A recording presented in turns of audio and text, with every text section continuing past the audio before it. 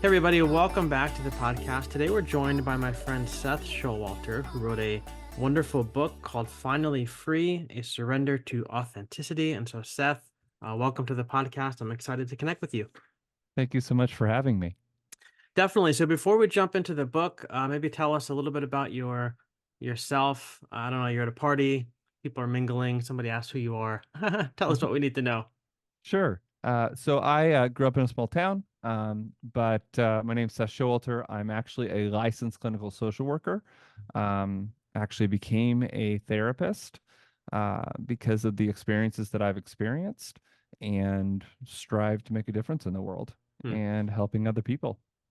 Love it. So, what's the difference for people, and I don't really know all the details either, but between a social worker and a therapist? Because I've heard people use sometimes the words interchangeably, but then I've heard people correct people say, "Well, I'm not a therapist, I'm a social worker." So, what's the difference between those two things, and how are you both of them? So when we look at social work, there is different levels. Hmm. So you can just be a social worker with like a bachelor's degree, in Hmm. which case you can do basic social work things like work in a hospital or work in community mental health and things of that nature. Okay. If you want to do therapy, like bill insurance and things of that nature, Mm. you can then pursue a clinical license, Okay. which is an entirely additional process, Hmm. which takes about 2 years of clinical supervision, Okay. uh, and then a very intense exam, both before licensure, supervision, and then after.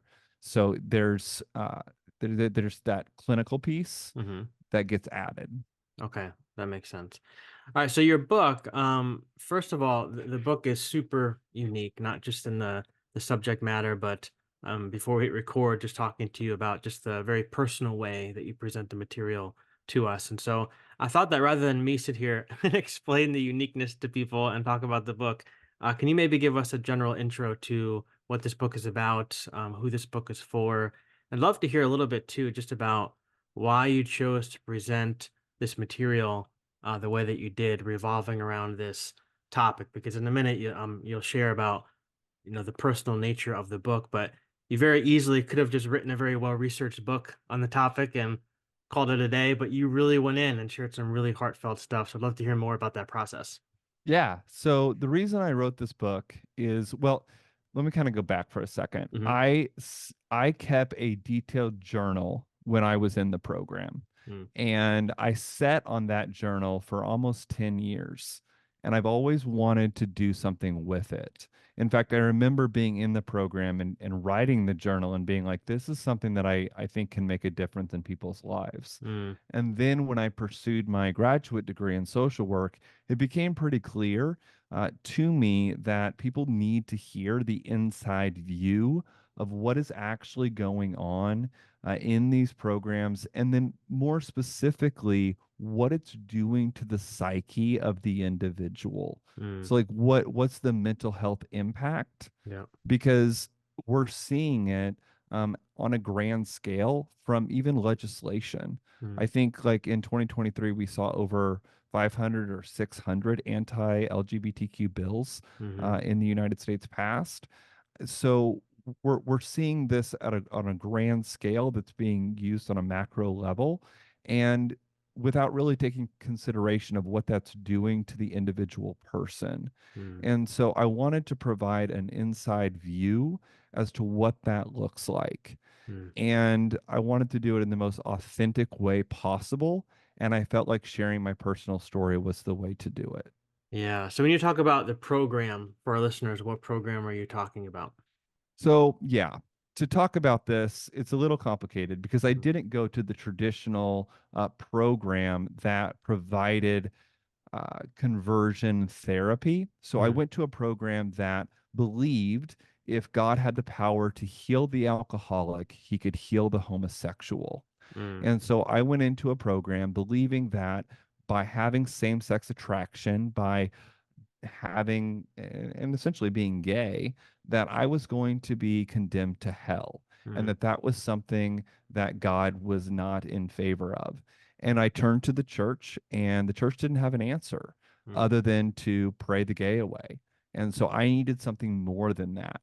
And so I went to my parents. They found a program that offered substance use treatment because I was using drugs and alcohol Mm, as a way of coping with the fact that I had desires that were in opposition to my faith mhm, and I didn't know what to do about it. So I needed help in that area. But then I also needed help with becoming straight.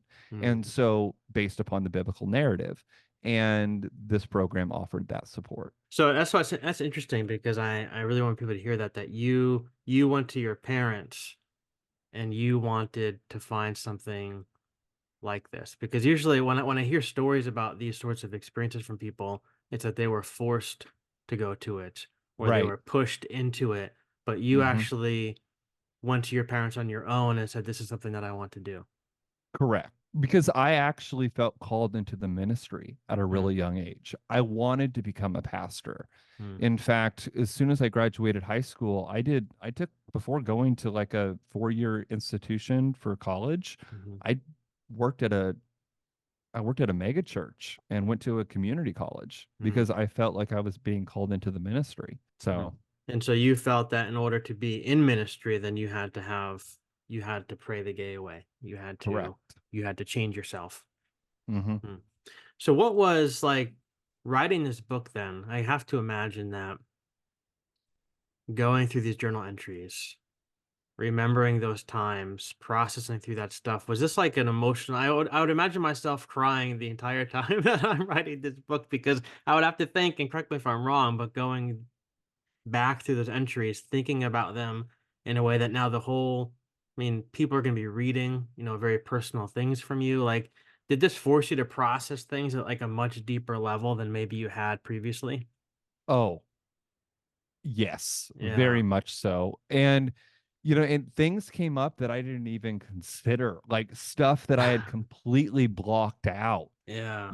like things I had written in my journal that I had very much forgotten about suddenly came back. And I was like, oh, snap. Yeah. This really happened. And these people said this stuff. Like, Mm, there's an example in my book where someone literally has a grand mal seizure, and rather than calling 911, the facility prayed the blood of Jesus over them. mm, So like there was like stuff that was going on in the place that was just like, what? yeah. This doesn't make sense. And was not okay. Did you have any like aha moments? Like, did you have any, like when you were writing the book, obviously you knew your journal entries, like you said, you read through them, you might have remembered some things that you forgot, but did you have any like aha moments? Like, did you see any connections happening while you're writing the book that maybe you hadn't seen something before and you're like, oh, like that's why, like I respond this way today, or that's why I feel this way. Like, did anything? Was it like a therapy session for you in the sense Hmm. that like your journal entries are almost like the therapist, kind of walking you through your past? Yes. In Yeah. fact, I don't recommend it. As a therapist now, I do not recommend this Don't without do what I being under did. the, yeah, without being under the care and guidance of another therapist. I don't Yeah. recommend working through your own trauma to this degree without Mhm. support. Mm, However, day 60 in the book was certainly an aha moment for mm, me. There, and in fact, my reflection from that day is pretty stark, mhm, and very in your face, mm, because it really became clear to me that I was ready to accept myself for who I was. But the thing about the book is that it's a continual back and forth, yeah.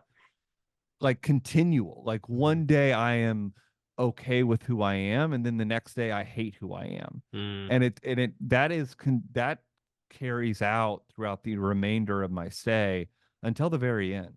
Can you talk to us a little bit about like what, especially for people who maybe, and we said this before we hit record too, who are not familiar with exactly what goes on with conversion therapy? Because honestly, like other than one other person I've had on the podcast, I've never really talked to somebody who has been involved with it, and especially sharing it at the extent that you are. But you lived it, you lived through it, and so like I'm curious, like do you have any information about like where, like how conversion therapy began? Like, did this develop in the church? Was it developed by psychology? Like, where did this whole idea come from? And what I guess too, like what at what extent is it still prevalent today? Because like I know there's different laws in different places that restrict certain things you're allowed to do, but I know that some places, even in the US, it can still be done. So I feel like it's just like I have like a lot of foggy information about the exactly what it is. So maybe you could speak a little bit to that and educate us a little bit.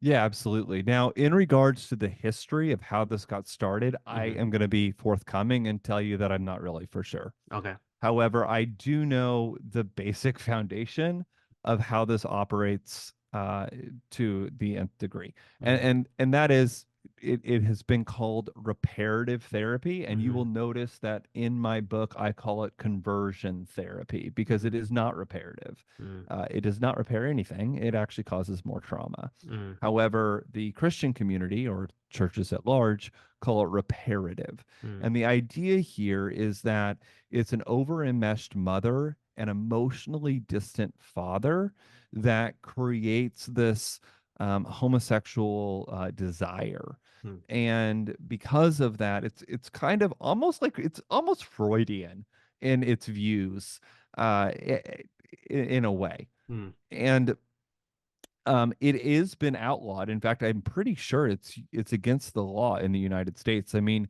Exodus International was one Hmm. of the number one anti-gay organizations in the United States, but that is no longer in Oh operation. In wow. Okay. fact, the Hmm. main leaders of Exodus International have come out and given a public apology and come out as gay and said this stuff doesn't work Right. and said that forth I mean very forthrightly. Yeah. So the it's pretty much fallen. Hmm. However, churches still have to have an answer to explain why homosexuality is wrong if they hold to the biblical narrative. Hmm.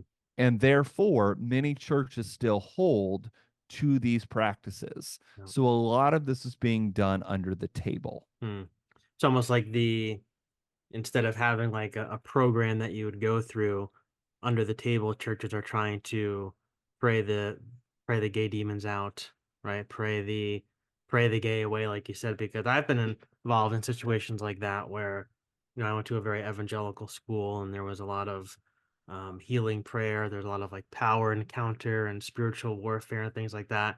And a lot of times, you know, LGBTQ and gay would fall under the umbrella of one of those things, and the idea was that we could pray that away, we could cast it out. Right. And a lot of churches, and I've experienced this myself, Mhm. view same-sex attraction as an addiction. In Yeah. fact, they will group it Hmm.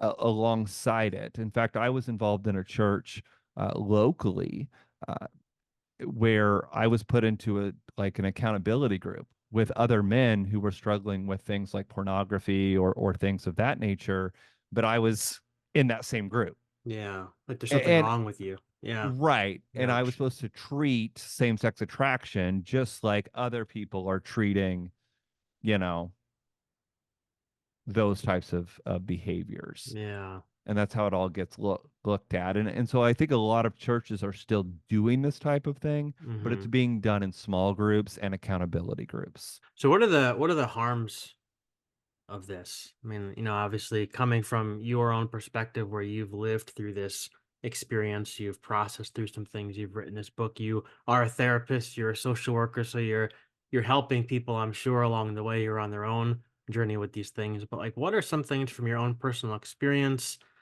things that you've learned through your being a therapist and social worker? Like what are the harms of real homophobic mentality, of, treating people like there's something wrong with them because they're gay or they have some kind of a demon. Like, what does this do mentally and emotionally to a person?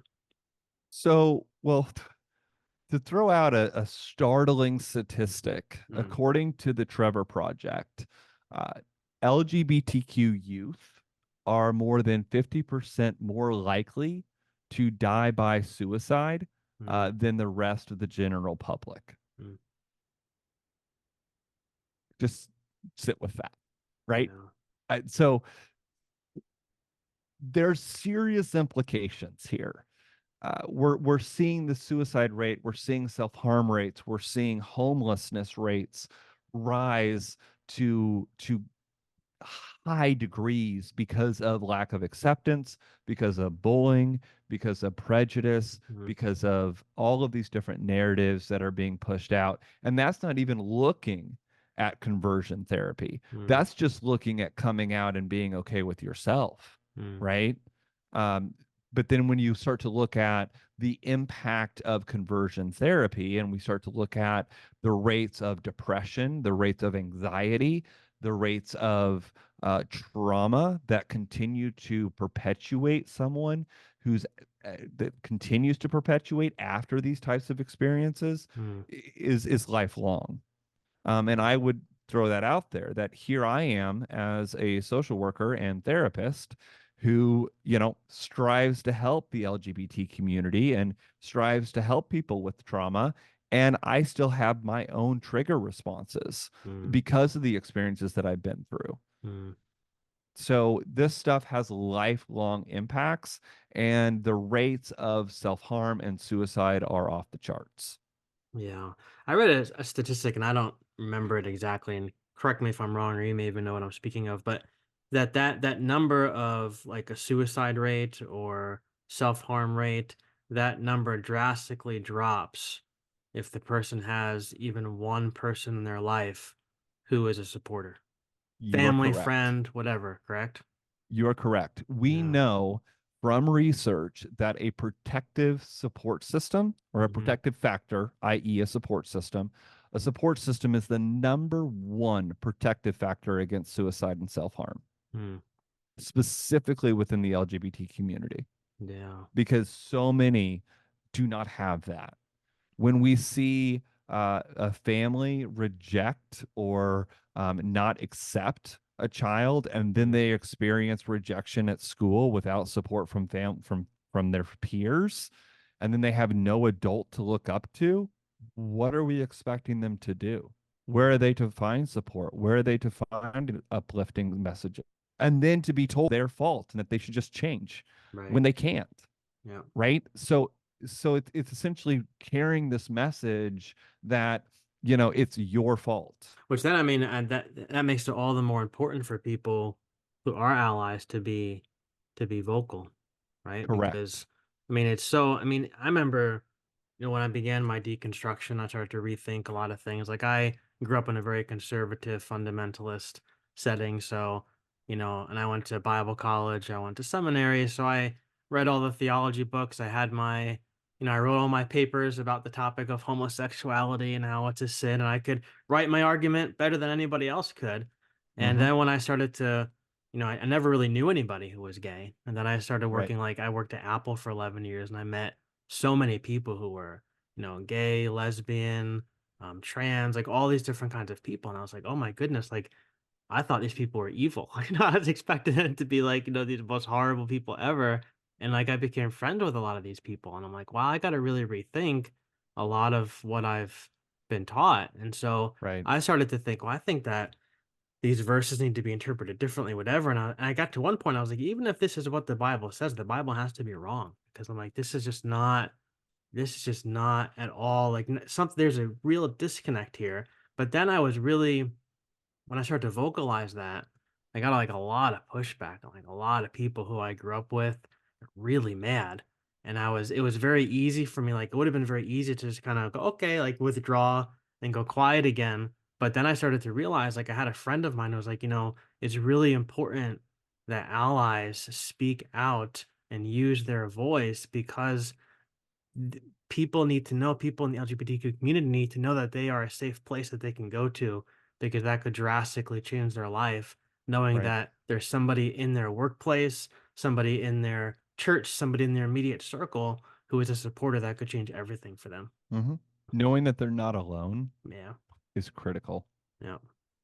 especially if they're not getting it elsewhere. So what is your spiritual upbringing, Seth? Like I just said Yeah. I grew up, what the world I grew up in, like what world did you grow up in? Southern Baptist. Okay. Yep. So I was born and raised in the Baptist church Hmm. and very strong Christian roots Yeah. throughout. So my family was very dedicated to the faith. In Mhm. fact, we attended church twice a week and did family holidays. Like, you know what I'm saying? Like family Yep. holidays we prayed at, Yep. like it the faith was everything. Mm. It was the foundation of our entire lives. Mm. And I took it very, very seriously. And Mm. and that's something that my parents and I have talked about because, so a lot of this I actually kind of took on some of it myself. Does that Mm. make sense? You mean Like, you entered into this yourself?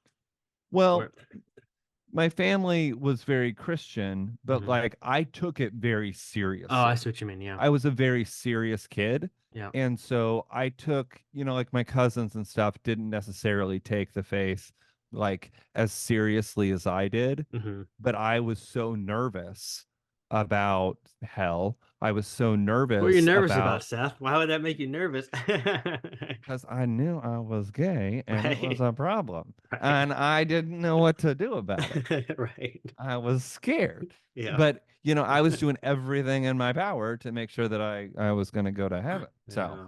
that's why I asked. So it's like that fear was drilled into you, and knowing that you were gay really just intensified that fear. Because I'm thinking 100%. back to myself, like when I was a kid, I can remember in sixth grade, we went through the book of Revelation in our Hmm. Bible class. I mean, sixth grade, and what a great book to take sixth graders through, right? Yeah. We went through, we watched, like the Left Behind stuff and all the stuff about the rapture. And man, I was scared to death. Every week in church, they had like an altar call or raise your hand Hmm. if you're going to say the prayer. I raised my hand, both hands sometimes. Like I just want to make sure that God saw me, the pastor saw me, that I was going to be good. But there was so much fear in there that like I was gonna end up in hell because I might have made a mistake or didn't confess something, but I can't imagine how much that fear would be intensified if I was thinking to myself that I'm gay and who I am is what the problem is. Not Right. just something that I'm doing or a mistake I might have made, but like who the very essence of my humanity is a problem. Hmm. Yeah. And it goes to the root. And Mm, and that's where shame and guilt enters. And then mm, what do you do with it? mm. So you can't. It's like you're stuck between a rock and a hard place because I mean then Hmm. really the theology has put you there. Like the church theology Yeah. has put you, you're back up against a wall. It's like, well, what am I supposed to do? Yeah. Hmm. And Hmm. that's literally how I felt. Wow. I felt like I was in a lose-lose situation, Hmm. which is why I went to my parents and said, "Hey, I don't know what else to do." And it's written in my book, but like when I eventually went to my parents, I said, "Listen, lock me in a room, Hmm. leave me there. Hmm. Don't come back until I'm changed Yeah. because I don't know what else to do." Yeah. Because I literally feel this is a lose-lose. And I remember trying like everything in my power, right? Like every argument, every dispute, Yeah. every scripture. Like I analyzed that stuff till I possibly could. And there's Hmm. just no way around it. Like Hmm. scripture was very clear. Yeah.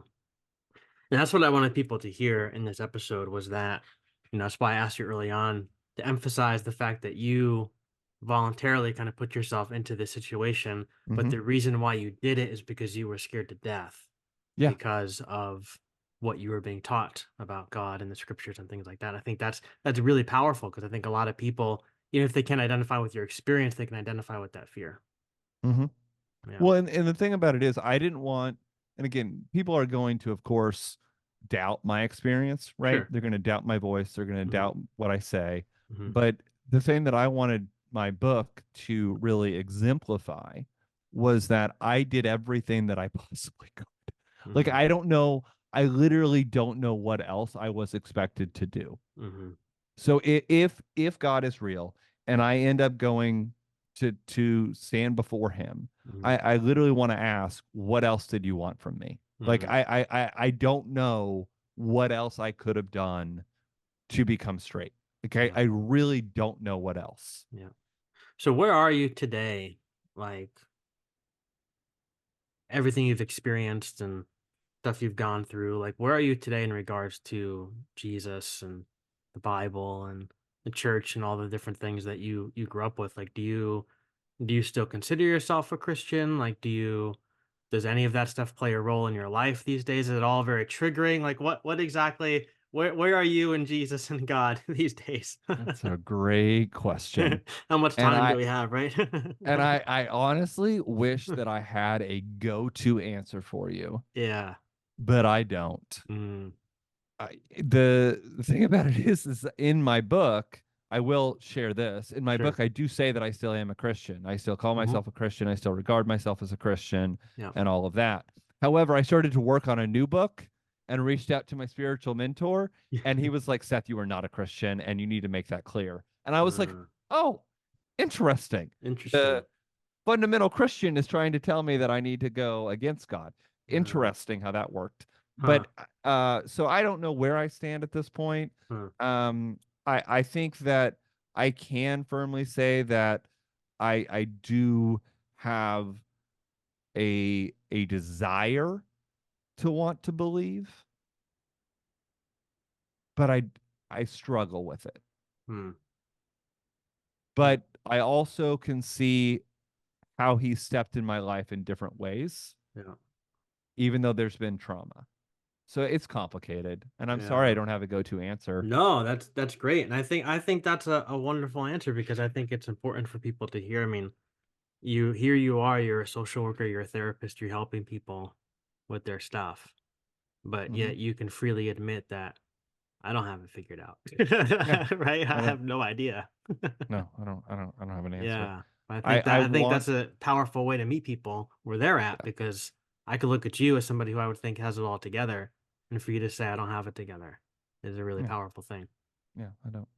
Not when it comes to not when it comes to faith. Right. I wish I did, and I want to. I Mm, very much, I very, very, very much want to have a strong faith. yeah. But the trauma and the evidence of what I've been through speaks against it so mightily. Yeah. And when I hear other people who speak against the faith, it makes sense to me. Yeah. Yeah. So Mm, it's I get torn. yeah. So when did you come to the realization, like, so you went to your parents, you said, I want to go into this process. Hmm. You've been taught being gay is a sin, and so you've got to get rid of it. And you went through this process. And when did it click in your mind that, like, there's something wrong with this process? Like, this is not right. Like, obviously something wasn't sitting right in your spirit. Like, when did the shift happen for Seth from I want to go to this and now this is not right? So I went through, so when I was done, so this gets interesting. Hmm. When I finished and this is in my epilogue, but when I finished the program, I went into my master's program, and I actually tried to use my master's program to prove that conversion therapy could work. Wow. Yeah. Hmm. That's what I'm telling you. Like I was Yeah. seriously You were sold brainwashed. out. Like Yeah. I was like seriously selling out for this stuff. Like it's not Yeah. like I didn't try. Like I Uh-huh. literally went to a higher education institution and was like, "Here, I want to prove that conversion therapy can work." And Did they're like, everything you could. "What?" Yeah. And I got it past the IRB until Mm, I did it, and then they're like, "Yeah, you need to change this." And I was like, "Okay." yeah. Uh, So, um but eventually I went through conference after conference, pastor after pastor. I literally went to a church, a big church, and said, "Hey, I'm gay. I don't know what to do because you're telling us to pray against the gays, and I am one of them. So what are you going to do for me?" And they're like, right. "We're going to put you in charge of other people who are struggling with these same desires." And I'm like, "What?" Like it didn't make sense. Yeah. So where I eventually came to was realizing that if I continue down the path that I am going, Mhm. I will no longer be here. Uh, And I figured I might find myself in that 50% mm, percentile. mm, And I didn't want to be in that 50% percentile. mm, And I figured that guess what? Accepting myself is far more important mm, than no longer being here. mm, And if God is real, if he is alive and active today, he would rather me be alive to make a difference in the lives of other people and help them with their mental health yeah, than kill myself and no longer be here because I'm unaccepting of my homosexuality. that's right.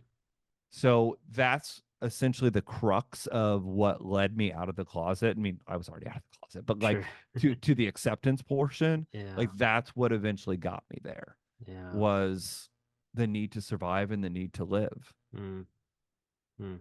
and the desire to make a difference in the world. What did that I mean, you talk about accepting yourself, and Hmm.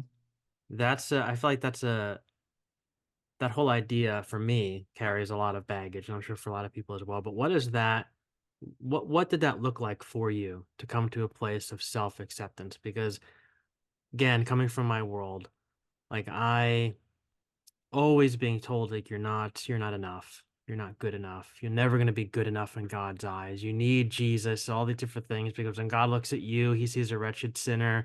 Like so although the sins that were being proclaimed on me from the church were perhaps different than yours, it's still the same kind of thing. And I think a lot of people have heard that growing up. And for me, Right. having gone through this now in this process of deconstruction, rethinking things, one of the hardest things for me to do has been self-acceptance because I've been trained, brainwashed, so to speak, to hate myself and Hmm. to really need some higher power to save me from myself. And so Right. what advice would you give to people who are listening today about coming to a place or working to a place of self-acceptance? Like what are some things that you've learned? Well, the first thing that I did was I started to look at what are the negative messages that I'm actually telling myself.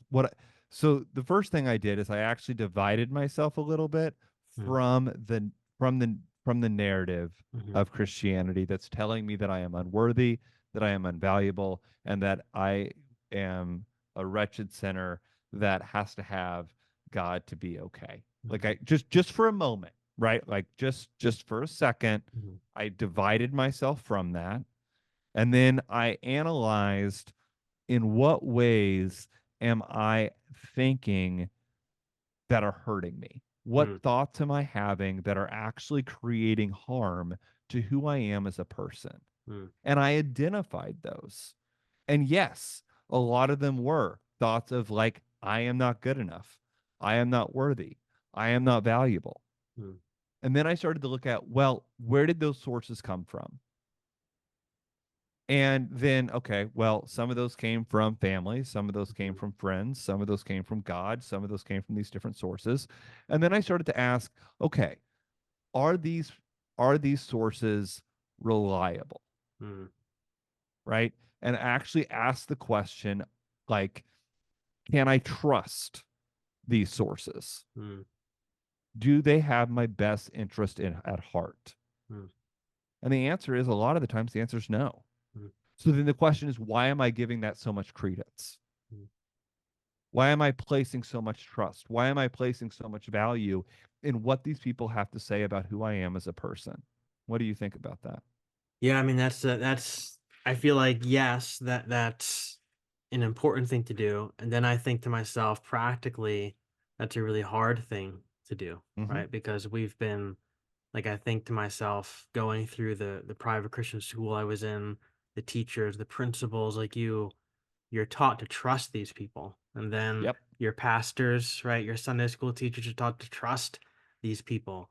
And then your parents, if you have parents who are in the same kind of arena, they're learning from the same people you're learning from. And so they trust those people. And you see your parents trusting those people. So there's like these layers of trust that you have. And it's really difficult, like you said, Yeah. to peel those things away and to say, okay, like and also into that is like, what's the difference between someone who's being malicious in their coming down on me and making me Hmm. feel the way that I feel versus someone who innocently in a way because they're just parroting back to things they've been taught. They don't know any Right. better either, right? And so there's that difference to try to work through as well. It's like a spider web of thoughts.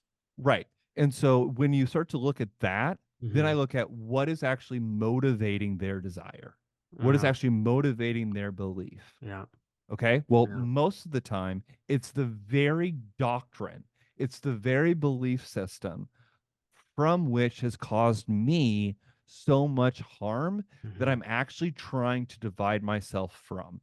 Yeah, yeah. So it's the doctrine, it's not the person. And then if it's the doctrine and it's not the person, then why am I judging the person and all of what they have to say? Yeah. It's the doctrine that's damaging. And so then I develop an entirely new narrative. Mm. And as cheesy as it sounds, like I create at that point, I created different phrases. Hmm. Um, we, I mean, in the therapy world, we call them positive affirmations, I was but gonna like say affirmations. but Yeah. like it's kind of like a self-fulfilling prophecy. I Hmm. started to create like things that I struggle with as like a lot. Like I am worthy, I am valuable, I Hmm. am I am these different things. And then I would write them down and I would put them in my phone. And then I would like whenever these thoughts came up that I am not this, I am not that, I am, I'm a piece of crap. Like I Hmm. would then like have like attacks, Yeah. right? I could actually argue them. I could dispute them Yeah. in the moment with things that are going to uplift me and actually help me believe more in who I am as a person. Yeah. And then Yeah. utilizing a positive support system that is going to back those statements up with truth and value. Yeah. Hmm. I mean, science is right there with you because I mean, there's that what's it, neuroplasticity, Hmm. right? Is that I mean, you can literally create different grooves, different new waves in your brain. And so I've read a lot into that just because thinking about my own past, this coming up in this world where I never felt good enough. I was always down on myself. I struggled with confidence for the longest time, self-worth, all those different kind of things. And having those affirmations has been helpful for me because you have those moments where it feels like everything is pressing in on you, but if you go to those list of things, whether you've memorized them, you have them in your phone, whatever it is, and you kind of read through them, it kind of resets you a little bit and helps you kind of reorient or reground yourself in your current situation and see things for what they really are versus the lies that are being parroted back at you from the voices of your past. Bingo. Yeah. We've been doing that with our daughter. She's 7, and we've been talking to her about like affirmation and things, and she's,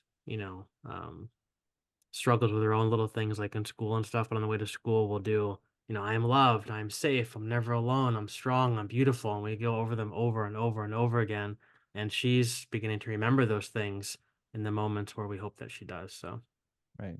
Well, the yeah, reason I think it's so valuable is because the way we talk to ourselves is half of the battle. that's right. Like Yeah. it's like yes, we have these outer sources Yeah. that are speaking this negativity to us. Yeah. However, what we believe, what we think, That's and right. then perpetuate on ourselves literally is part of the problem. Yeah. So we have to start there, Yeah. understanding that some of where those messages are coming from are not reliable sources. Yeah. I had Nicola Pera on the show a few months ago, and she was talking about the difference between your authentic self and your authentic voice and the voice that's deep within you Hmm. versus the voice that's always parroting at you, which you think is your voice, but it's not really your voice. It's the voice Bingo. of your pastors, it's the voice of your teachers, your professors, your parents, whatever it is. Hmm. And we've become so attuned to that voice that we just assume that's who I am. But if you Yep. can separate yourself from that and realize that there's a deeper voice in there that might be whispering, but it's there. And if you can identify with that voice, it could change everything. And I think that's true. 100%. Seth, we are just about out of time, my friend, but this has Yeah. been a lot of fun. Thank you for your Yeah. book. Thank you for being so authentic. Thank you for sharing your story. Thank you. It's been great. Absolutely. And real quick, where can people go online to interact with you a little bit more with your work? Yeah. So I have several platforms. But you can find the book on Amazon. It's finally free, A Surrender to Authenticity. My name is Seth Showalter. You can get it in Kindle and paperback. I'm currently finishing the audiobook, and that will be up on Amazon when I finish that. You also can find out more information about me on my website, which is sethshowalter.com. But then I also like manage a Instagram page, which is just Seth Showalter, And then I also have a Facebook, which is Seth Showalter. And then also I have a TikTok for as long as we have it, which is Seth underscore 2034. And I do a lot of promotion on TikTok, a lot of lives, a lot of different things like that. So if you are on the TikTok app, know that you can access me there for more information and things that I'm up to. Awesome. I'll put the links in the show notes and we'll do this again sometime. Absolutely. It's been great. Thank you.